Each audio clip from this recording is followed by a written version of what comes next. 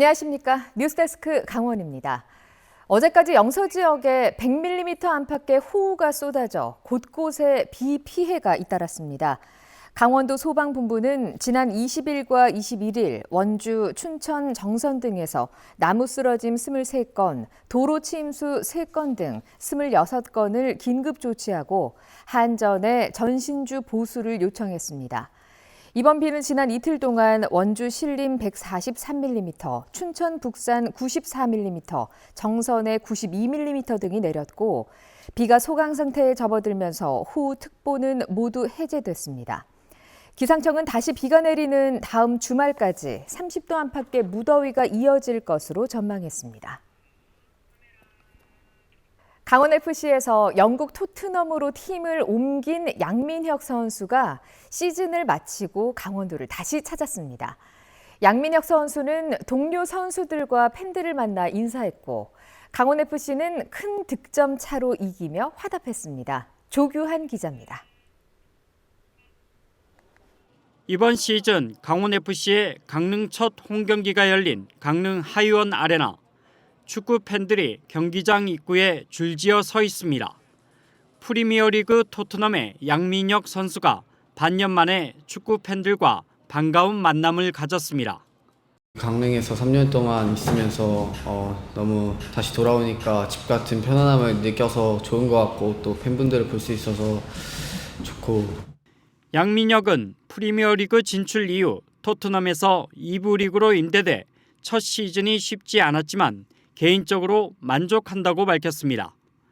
유럽 선수들보다 신체적인 차이와 스피드에서 부족함이 있지만 이런 점을 보완하면 충분히 해낼 수 있다는 자신감도 내비쳤습니다.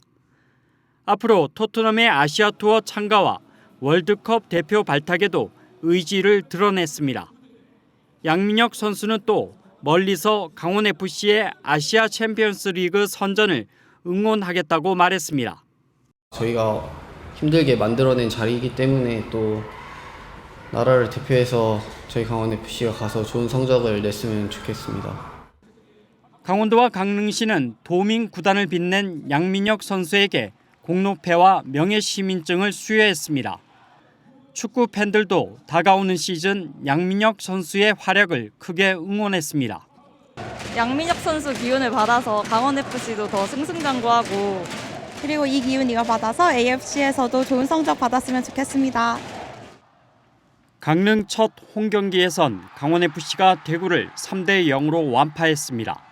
활발한 공격력을 토대로 5경기 만에 승점 3점을 챙긴 강원FC는 후반기 중상위권 도약을 다짐했습니다. 다득점했다는 부분에서는 자신감을 가질만 하고요. 이제 앞으로 다양한 패턴으로 인해서 득점을 더 많은 경기를 그리고 실점을 하지 않는 경기를 하도록 더 준비 많이 하겠습니다. 강원FC는 다가오는 28일 수원FC와 원정 경기를 벌이고 7월 19일 다시 강릉으로 돌아와 대전과 홈경기를 갖습니다. MBC 뉴스 조기환입니다. 국내 1호 람사르 습지 인제 대암산 용늪이 한시적으로 개방됐습니다.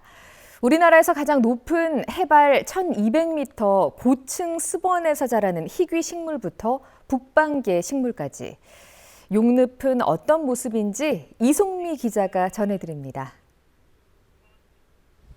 짙은 안개 사이로 초록빛 습지가 펼쳐집니다. 해발 1280m 고지대에 위치한 인제 대암산 용늪입니다. 우리나라에서 유일한 고층 습원입니다. 대암산 용늪은 제 뒤로 보이는 것처럼 1년에 170일 이상 안개가 자욱하게 껴있는 것이 특징입니다. 안개가 자주 끼고 영하의 날씨가 5달 이상 지속돼 식물이 잘 썩지 않습니다. 이 때문에 죽은 식물이 그대로 쌓인 이탄층은 깊이가 1m가 넘습니다. 1mm의 이탄층이 쌓이는데 1년 정도가 걸리는데 용늪에는 수천 년의 식물 생태계가 그대로 보존되어 있는 셈입니다. 이런 생태적 가치를 인정받아 람사르 협약 국내 1호 습지로도 지정돼 있습니다. 물을 약간 담을 수 있는 약간 접시 같은 그런 지형을 형성하고 있기 때문에 습지가 발달할 수 있는 그런 조건을 갖추고 있습니다. 이 시기만 되면 습지에는 평소 쉽게 볼 수 없는 희귀 생물도 가득합니다. 멸종위기 야생생물인 참기생꽃과 조름나물꽃, 여름이 시작되는 6월부터 한 달 정도만 볼 수 있습니다. 벌레를 잡아먹는 식충식물 끈끈이 주걱과 우리나라에서는 용늪에서만 서식하고 있는 비로용담꽃도 모습을 드러내기 시작했습니다. 저런 사약 저런 꽃이라든지 그다음에 또 아무튼 여러 가지가 다 특이했던 것 같아요. 다른 데서는 보기가 힘들잖아요. 멸종위기 동식물을 포함해 1,100여 종의 생물이 사는 것으로 추정되는 용늪은 오는 10월까지 개방됩니다. MBC 뉴스 이송미입니다. 강원 고생대 국가지질공원을 운영 중인 도내 시군들이 공원 활성화에 적극 협력하기로 했습니다. 강원도와 태백시, 정선군, 영월군, 평창군 등은 최근 국가지질공원 활성화를 위한 회의를 열고 국가지질공원 보수교육 연계 운영, 홈페이지 개선, 콘텐츠 운영 등에 협력해 방문객 중심의 서비스를 제공하기로 했습니다. 특히 세계 지질공원으로 지정받기 위해 긴밀한 협조를 약속했습니다. 국민의힘 김용태 비상대책위원장이 임기 종료를 앞두고 강원도를 찾아 민심을 청취하는 등 본격적인 행보에 나설 예정입니다. 김 위원장은 내일 오후 강원도청을 방문해 김진태 강원도지사와 면담을 갖고 기자간담회와 국민의힘 도당 간담회를 열 예정입니다. 이어 강릉시 옥계면에 있는 한국지질자원연구원 탄소광물화 파일럿 현장을 방문합니다. 국민의힘은 이르면 오는 8월 전당대회를 열고 새 당대표를 뽑을 예정이며 김 위원장은 이달 말 임기 종료를 앞두고 있습니다. 강원특별자치도 출범으로 정부가 갖고 있던 환경영향평가 일부 권한을 이양받은 강원도의 성과 발표가 원주에서 열립니다. 강원도는 강원특별법 시행에 따른 환경영향평가 일부 권한 이양 1주년을 맞아 오는 24일 원주 인터불고에서 성과를 공유하고 향후 발전 방안을 논의합니다. 강원도는 작년 6월부터 3년 동안 한시적으로 소규모 환경영향평가 권한을 행사하고 이후 성과 분석을 통해 계속 유지할지가 결정됩니다.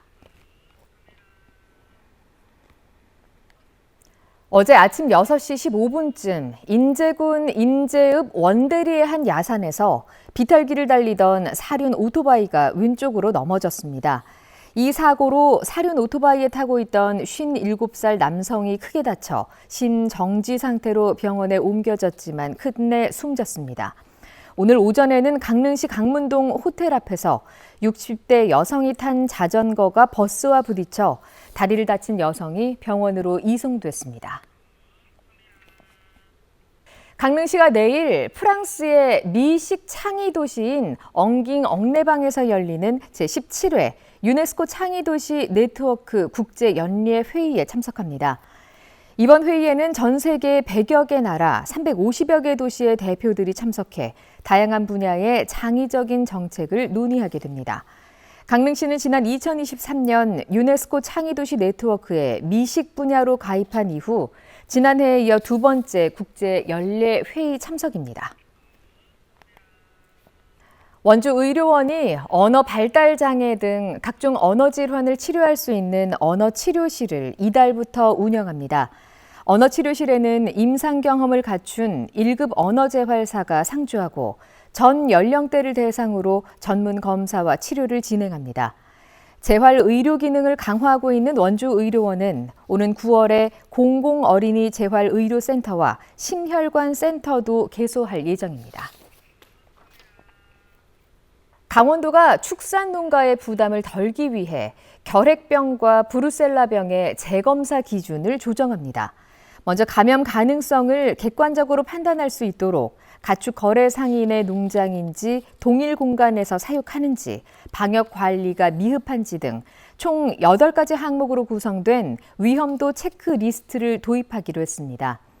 이 기준에 따라 1개 항목에 해당하면 1회 재검사, 2개 이상일 땐 2회 재검사, 브루셀라병은 추가 검사까지 실시하며 모든 항목에 해당되지 않으면 최초로 종료됩니다. 장난을 치던 초등학생들을 배드민턴 라켓으로 체벌해 감봉 처분을 받은 교사의 징계는 타당하다는 법원의 판결이 나왔습니다. 춘천지법 행정 1부는 2022년과 이듬해 원주 지역 초등학교에서 학생들이 장난을 쳤다며 때린 교사의 감봉이 정당하다고 판결했습니다. 뉴스데스크 강원을 마칩니다. 고맙습니다.